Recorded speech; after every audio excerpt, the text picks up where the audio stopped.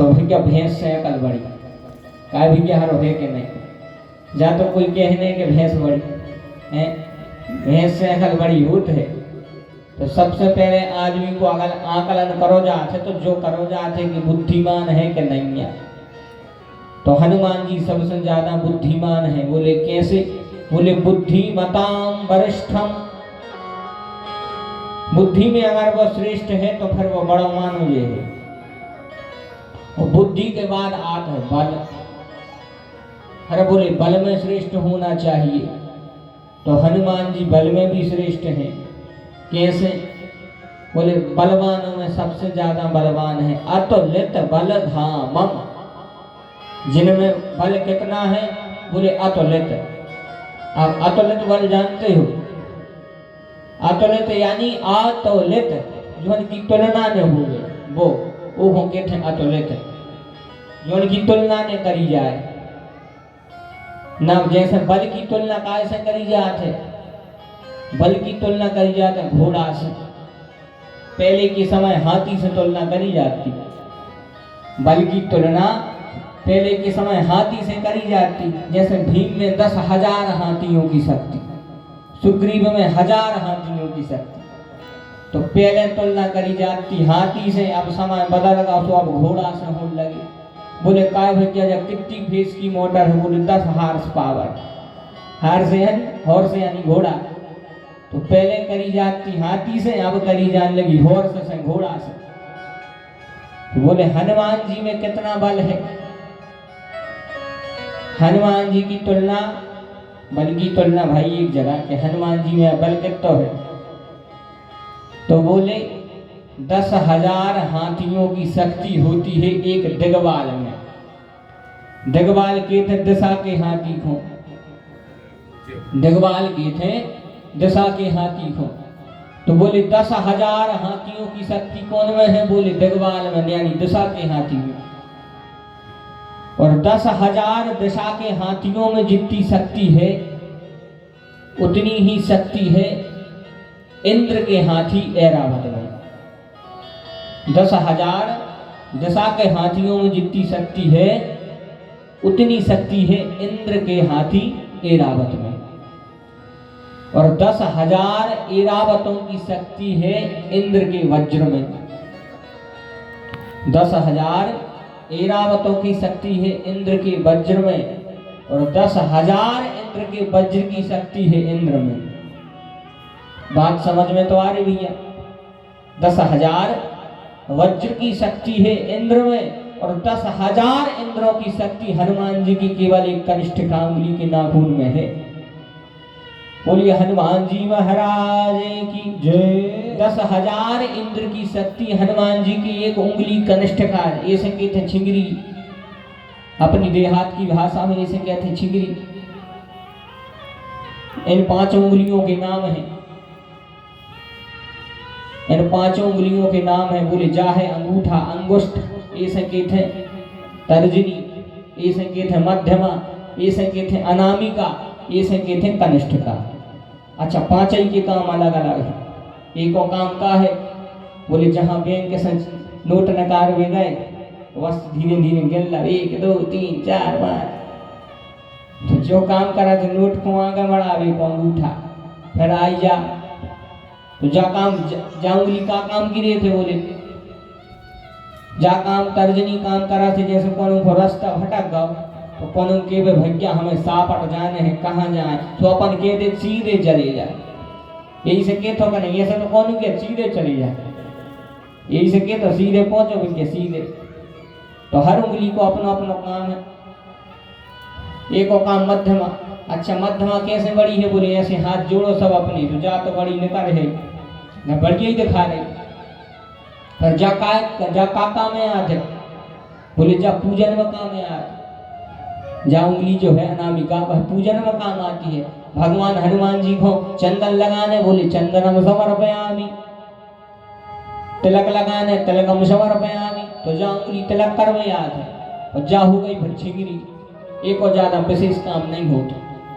तो सोचो हनुमान जी की एक कनिष्ठिका उंगली में कितनी शक्ति है? बोले 10,000 इंद्र के शक्ति के बराबर शक्ति है। तो हनुमान जी बल के भी भंडार हैं।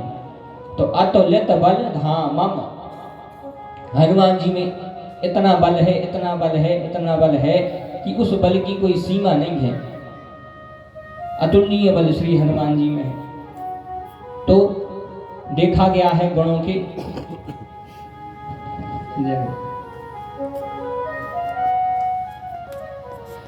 तो देखा गया है कि जो बुद्धिमान होता है उसमें अधिक बल नहीं होता। जो बुद्धिमान अधिक है उसमें बल अधिक नहीं होगा, लेकिन धन्य है हमारे हनुमान जी, इनमें अतुलित बल है, इनमें अतुलित बल है, इनके बल की कोई पराकाष्ठा नहीं है। तो ऐसे बल के भंडार हनुमान जी के उस पावन चौपाई से हम और आप कथा श्रवण करें। सबसे पहले कल की कथा में हम और आपने सुना कि किस प्रकार तुलसीदास जी ने राम कथा, जब तुलसीदास जी लिख रहे थे तो तुलसीदास जी ने बड़े भाव से राम कथा लिखी है। अच्छा, एक बहुत अच्छी बात बताएं, बोले राम कथा है क्या, राम कथा कर्ज क्या है? बोले राम कथा से होगा क्या? बोले राम, इस रामायण का नाम है रामचरितमानस। और गोस्वामी तुलसीदास जी ने जब रामचरितमानस लिख रहे थे, एक जन गोस्वामी जी के तक पहुंची, बोले काय महाराज एक बात बताओ, वाल्मीकि जी ने जो भगवान के चरित्रों का वर्णन किया तो उनने रामायण लिखी, और रामायण कितनी है? बोले रामायण 7 कोटि अपार, 100 करोड़ के ऊपर है रामायण। तुमने काय लक्षण जो रामचरितमानस लिखता हो, तुम श्री रामायण लिखने की अपन देहात की भाषा में भरी कह देते कि भैया रामायण हो रही, बल्कि जो रामचरितमानस है जो रामायण नहीं है। रामायण का अर्थ क्या है? रामायण का अर्थ है राम और अयन। राम यानी भगवान राम और अयन यानी मंदिर। राम जी का मंदिर है रामायण। और बोले रामचरितमानस का अर्थ क्या है? बोले रामचरितमानस का अर्थ है रामचरितमानस यानी राम जी के चरित्रों का मानस। मानस का एक अर्थ होता है सरोवर। अब आप मंदिर में जाते हो तो मंदिर में जाने के तो नियम है कि भैया स्नान करके जाओ, बढ़िया शुद्ध होकर जाओ जब मंदिर में जाओ। और सरोवर में जावे को तो कोनो नियम धर्म नहीं है, ऐसा तो है नहीं है कि सरोवर में तुम स्नान करके जाओ। यहाँ तो निकट आ सकते हो, इसलिए इसका नाम है रामचरितमानस। एक अर्थ और बताएं दे रहे, रामचरितमानस का अर्थ है राम जी के चरित्रों की मानस यानी मन। एक मानस का अर्थ होता है मन। तो राम जी के चरित्रों की अपने मन में स्थापना करना ही है रामचरितमानस। बोले सीता रामचंद्र भगवान की जय। ऐसे गोस्वामी जी ने लिखा है कि रामचरित मानस ही नामा, रामचरित ही नामा, रामचरित मानस ही नामा, रामचरित मानस ही नामा, रामचरित मानस ही नामा, रामचरित मानस ही नामा। सुनत श्रवण पाए विश्रामा, सुनत श्रवण पाए विश्रामा, सुनत श्रवण पाए विश्रामा, पाए विश्रामा। बोले इस ग्रंथ का नाम है रामचरितमानस यानी राम जी के चरित्रों का मानस। एक प्रकार से यह सरोवर है और एक अर्थ हो गया राम जी के चरित्रों का मानस यानी मन में प्रवेश, इसलिए इसका नाम रखा मानस। अब मानस से कल्याण कैसे होगा? बोले जब यह मानस इस मानस में प्रवेश कर जाएगा तो ही समझो कि जनमानस को कल्याण होगा। बोले सीताराम भगवान की। अब बोले प्रवेश कैसे कर है? बोले प्रवेश के लाने हमें पढ़ने पर है। अच्छा, पढ़वे को अर्थ का है? जैसे कथा हो रही और हम और आप सुन रहे तो बात अलग है, लेकिन जब जरूरत पड़ जाए तो फिर वो कथा को अनुसरण करो। जैसे कोई भैया बीमार है और डॉक्टर के गाओ, और डॉक्टर ने कह दी कि जा भैया फलानी दवाई समय समय पे ले ली, तो आपका रोग ठीक हो जाए। अब तुम गए घरे और बढ़िया दवाई तो ले ली डॉक्टर से, और एक जगह जाके धर गई। अच्छा इतने जने बैठे दवाई घरे धरी है, तो वह घरे धरी धरी तुम ठीक हो जाओ। बोले ठीक कैसे हुई है? बोले वो खाना पड़ा है। तो जब तक आप उस दवाई को, उस औषधि को ग्रहण नहीं करोगे, तब तक वह शरीर में काम नहीं करेगा। तो उसी प्रकार यह भी भव रोगों की दवाई है भैया, यह भी भव रोगों की दवाई है। और यह भव रोगों की दवाई कैसे है? बोले यह एक प्रकार का चूर्ण है। मूरी अमी में चूर्ण चारू, समन सकल भव रज परिवारू। जो भी भगवान नाम के नाम को चूर्ण आए, और जब एक हो अपन धीरे धीरे करके एक दिन पढ़ो, फिर 2 दिन पढ़ो, फिर 3 दिन पढ़ो, फिर ऐसा ही आदत हो गई। जैसे कोई को कछु भी खावे की, छोटो छोटो नशा करवे की आदत रहे थे, जर्दा गुटखा की आदत है। अच्छा बाजे है तो है नहीं, अब एक बार लग गई तो लग गई। अब जैसे वो नहीं मिल रहा है कहूँ तो मन बिल्कुल बेकल हो जाता, तनक मनक व्यवस्था हो जाती भैया कहूँ से। अच्छा भगवान भी दयालु, ये सबकी व्यवस्था कर दे। जहाँ कौन दिखा दो कि हाँ जो भी लेते, अरे भैया कहाँ जा रहा है, तनक आओ तो लगा। जैसा ही वो लगा तो भैया भारी मन है हमारा, तो तनक देने दे रगड़ लें। तो कहने का अर्थ है भैया कि जैसे कोई व्यसन है, कोई आदत है, वह लग जाए तो वो के बिना फिर आदमी बिकल होने लगा थे। तो ऐसा ही आदत डालो भगवान के नाम की, ऐसा ही आदत डालो कि कैसा हुए भगवान के नाम की आदत लग जाए।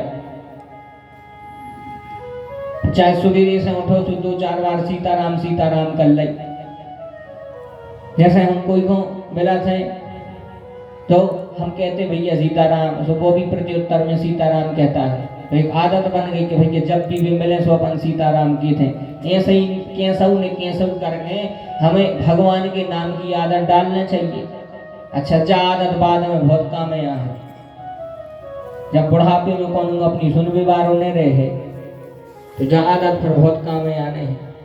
जहाँ कौन अपनी सुनबो बंद कर दी सब जनों ने अपनी, अब हमारी कोई नहीं सुन रहा तो कुछ न करो, बस वो तो सीताराम सीताराम सीताराम। ये कितना अच्छा भाव है कि आते जाते यूं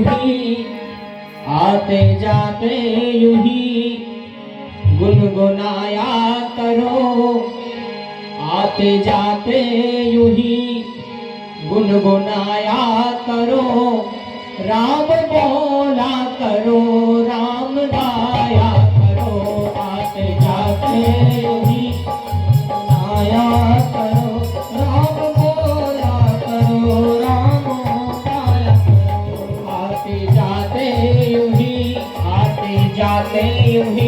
गुनगुनाया करो, आते जाते यूं ही गुनगुनाया करो, आते जाते यूं ही गुनगुनाया करो, आते जाते यूं ही गुनगुनाया करो, राम बोला करो, राम गाया करो, राम बोला करो, राम गाया करो, राम बोला करो, राम गाया करो, राम बोला करो, राम गाया करो।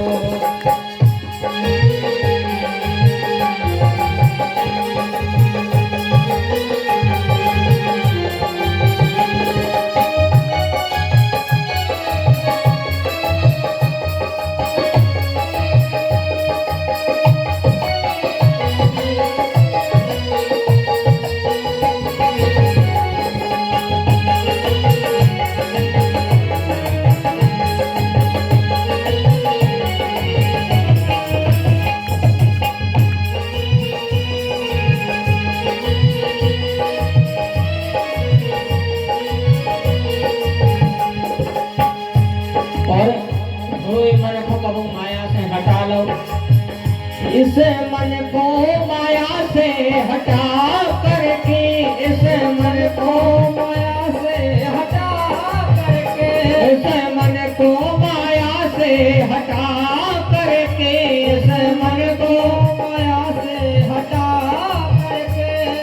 के चरणों में लगा करके, प्रभु के चरणों में लगा करके, प्रभु के चरणों में लगा करके, प्रभु के चरणों में लगा करके।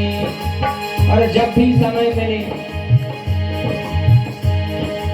चाहे आ रहे हो कहीं से, चाहे जा रहे हो, चाहे सो रहे हो, चाहे खा रहे हो, जब भी समय मिले, आते जाते यूं ही, आते जाते कहीं, आते जाते कहीं गुनगुनाया करो, आते जाते कहीं गुनगुनाया करो, राम बोला करो, राम गाया करो, आते जाते कहीं गुनगुनाया करो, राम बोला करो, राम गाया करो, आते जाते यूं ही गुनगुनाया करो, आते जाते यूं ही गुनगुनाया करो, राम बोला करो, राम गाया करो, आते जाते यूं ही गुनगुनाया करो, राम बोला करो, राम गाया करो।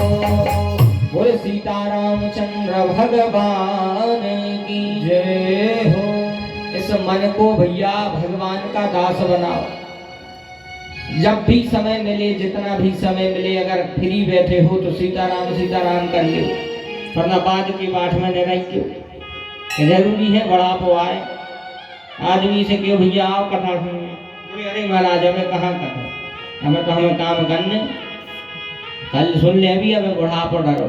और जरूरी है बुढ़ापो ही आए, कहीं लिखी बदी थोड़ी आए। पहले के समय में जरूरी है तो कि 100 साल मिले थे। बड़े ध्यान से सुनियो, आदमी सोचा था कि जो हमें 100 साल जीवे मिले हैं, हम 100 साल जीने जरूरी नहीं है शतक पूरी होवे है, कहूँ लिखी बदी नहीं है कि 100 साल मिले हैं 100। अच्छा देखो, एक बहुत अच्छी बात याद आ गई, सुनाए दे रहा। जरूरी है व्यक्ति, अच्छा अपने पास 100 साल मिले हैं, जो 100 साल कहाँ से मिले? बोले जब ब्रह्मा जी ने मनुष्य का शरीर बनाया है, तो सब जनों को समान समान उम्र दी, सब जनों को समान समान उम्र दी। 40-40 साल सबकी उम्र बनी। तो 40 साल में इंसान भी है, तो मनुष्य भी है, तो कुत्ता भी है, तो गधा भी है, तो एक उल्लू भी है। तो 4 जनों को भगवान ने बुलाओ, कौन कौन को? मनुष्य को, एक कुत्ता को, उल्लू को और गधा को। भगवान ने बुलाओ और कहे भैया जा है तुम्हारी उम्र सबकी 40-40 साल उम्र कर दे। बोले सीतारामचंद्र भगवान की जय। बड़े भाव से कथा सुनना, ध्यान से सुनना आप लोग। सबकी उम्र 40-40 साल कर दी। 40 इंसान की, 40 कुत्ता की, 40 गधा की, 40 उल्लू की हैं, सबकी 40-40 साल। अच्छा, सबकी उम्र जब 40-40 मिली, सब चले गए। तनक देर बाद आदमी भगवान के पास में पहुंचे। बोले सरकार, भगवान बोले हाँ भी अब काय आए? बोले हम जा के रहे थे कि 40-40 साल तो सबको दे दिया आपने। बोले हाँ। बोले हमें जो लग रहा है कि 40 साल मिली, कम मिली। भगवान बोले तो क्या करें? बोले और न बढ़ जाए, और न बढ़ जाए। भगवान के थे देखो, मिली तो सबको एक सी है, लेकिन यदि कोई अपनी इच्छा से तुम्हें दे देवे तो जरूर बढ़ जाए। इतने में देखो कि गधा आ गया। गधा भगवान के पास में आ। बोले प्रभु एक निवेदन है। भगवान बोले सुनाओ। बोले प्रभु तुमने हमें 40 साल उम्र दे रही हो, गधा बना दो। अब बताओ 40 साल पीठ पे भार ढोने पर। तो भगवान बोले तो क्या करें? गधा के थे एक काम करो, हमारी आधी उम्र ले ली। भगवान बोले अच्छा अपनी इच्छा से दे रहे? बोले हाँ इच्छा से दे रहे, हमारी आधी उम्र ले ली।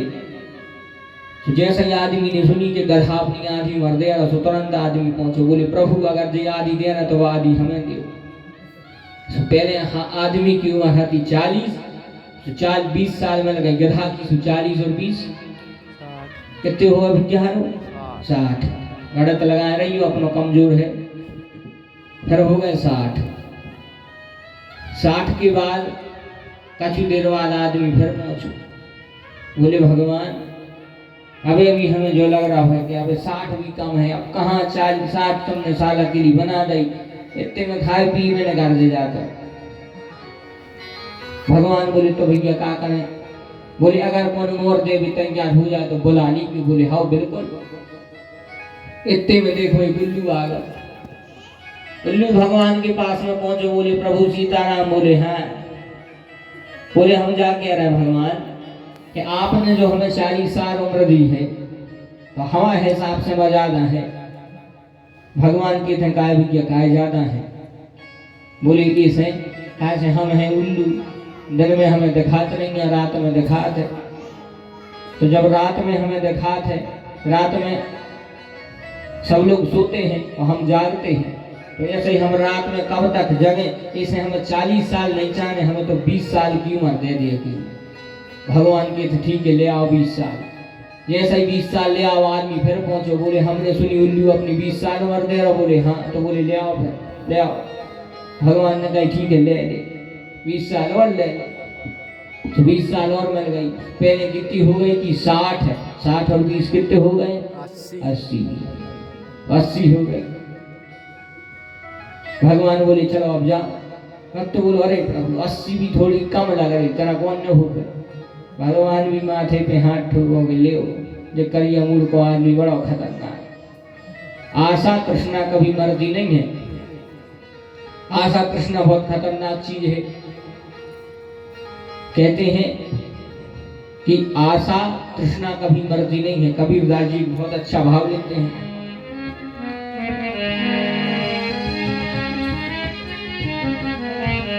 कबीरदास जी कहते हैं कि आशा और तृष्णा कभी मरती नहीं है।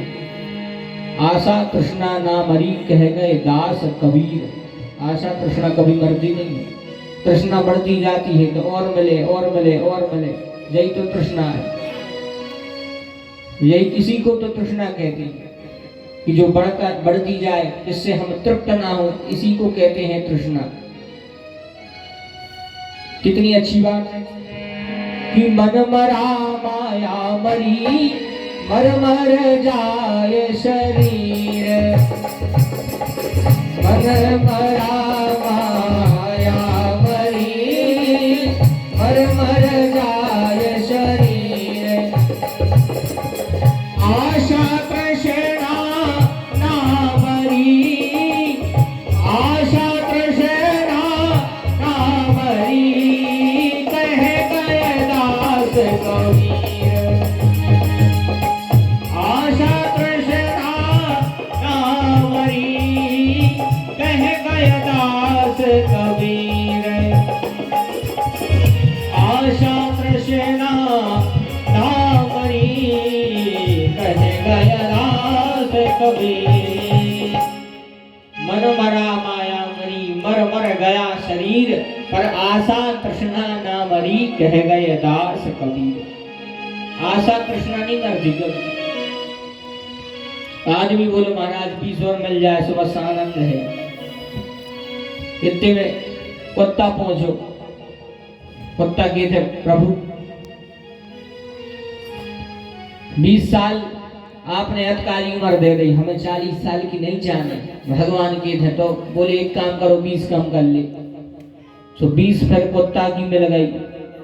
और 20 जहां कुत्ता की उम्र मिली, सो पर आदमी की कितनी पूरी हो गई? बोले 100 साल। अब सबकी उम्र है 100 साल। अच्छा 100 साल तो उम्र ठीक है सबकी है, लेकिन इनमें से हम जीत कितनों हैं? बोले जीते हम उतना ही है जितनी भगवान ने दी है। फिर तो हम नकारत यहाँ हैं। कैसी नकारत है? ध्यान से सुनो। बोले अब तो कछु नहीं, छोटे हैं जहाँ बड़े भाई। फिर भाव विवाह, फिर भाव ब्याह, फिर हो गए 40 साल की। 40 साल के बाद 20 साल कौन की उम्र मिली? बोले गधा। तो 20 साल तक गधों गाई भार ढो। जहाँ ब्याह भाव, फिर बाल बच्चे भाई, फिर गधों गाई भार आई तो ढोते आए। फिर का खुद के लाने जी रहे। खुद भरी फटे कपड़ा पहने, मानो बाल बच्चों को साजे कपड़ा पहना है, खुद चाहे कुर्ता पजामा फटो पहने हुए, मानो बाल बच्चे अच्छो पहने। तो 20 साल हमने गधों खाई भार ढो। तो 20 साल की उम्र मिली थी बोले गधा।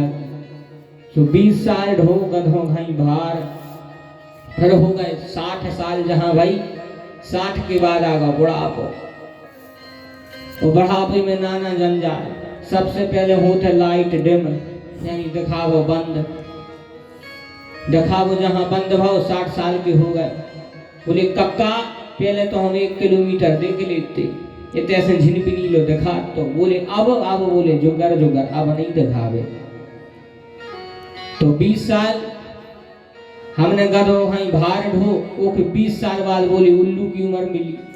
तो उल्लू की उम्र कैसी? बोले रात में दिखावो बंद। बोले रात में दिखाते नहीं है, रतौन होने लगी। तो 20 साल हमें दिखावो बंद होगा। तो बस उल्लू भाई फिर नाम आए टपते रहते, कहूँ मोतिया बिंद होगा, कहूँ कांचिया बिंद होगा, कहूँ जो होगा, कहूँ फलाना होगा, ढगाना होगा। तो 20 साल ये कड़ गए। फिर 20 साल अंतिम उम्र बची कौन की? बोले बाबा जी कुत्ता की। अच्छा कुत्ता को काम का है जन बैठे, कुत्ता को काम है चौकीदारी करो।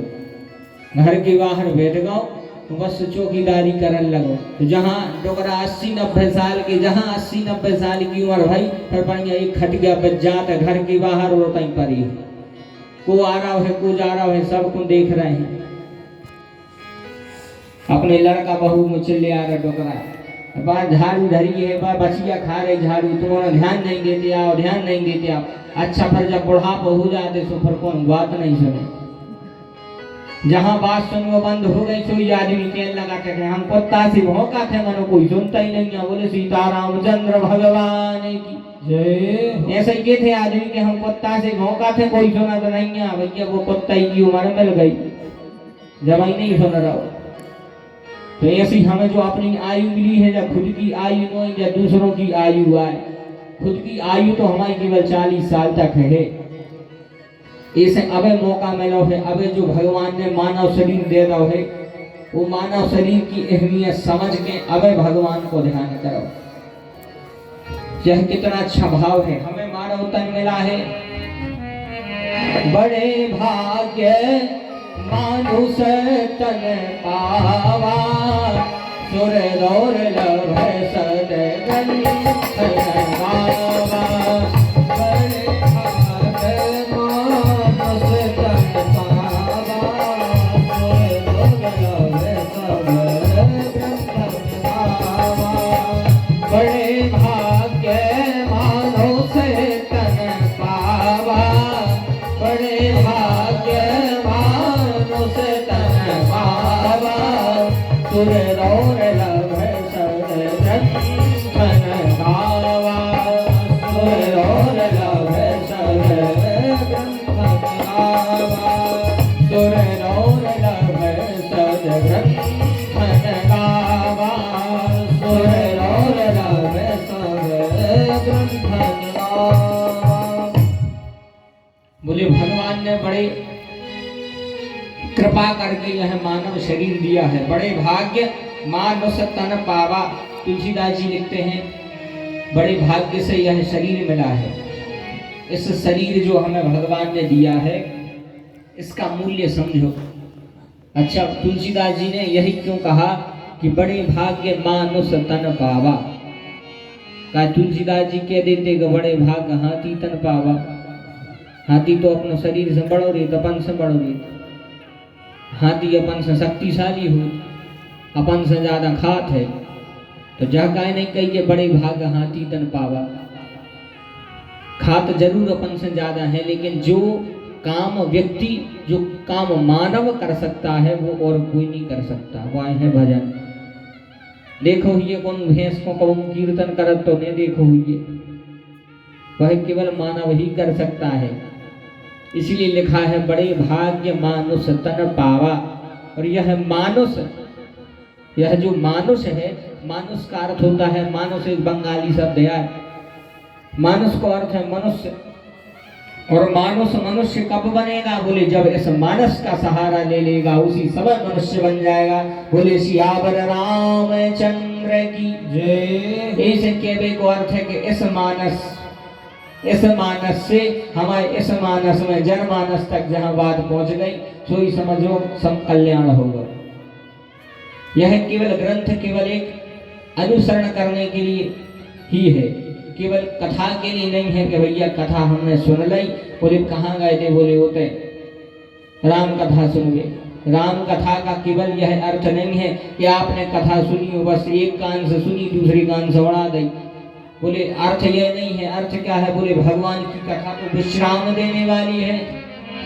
बुध विश्राम सकल मनरंजन, बुध विश्राम सकल मनरंजन, बुध विश्राम सकल मनरंजन, बुध विश्राम सकल मनरंजन, बुध विश्राम सकल मनरंजन, बुध विश्राम सकल जनरंजन, राम कथा कलि कलुष भंजन, राम कथा कलि कलुष भंजन, राम कथा कलि कलुष भंजन, राम कथा कलि कलुष भंजन। बोले बुध विश्राम सकल मनरंजन, राम कथा कलि कलुष भंजन। भगवान की कथा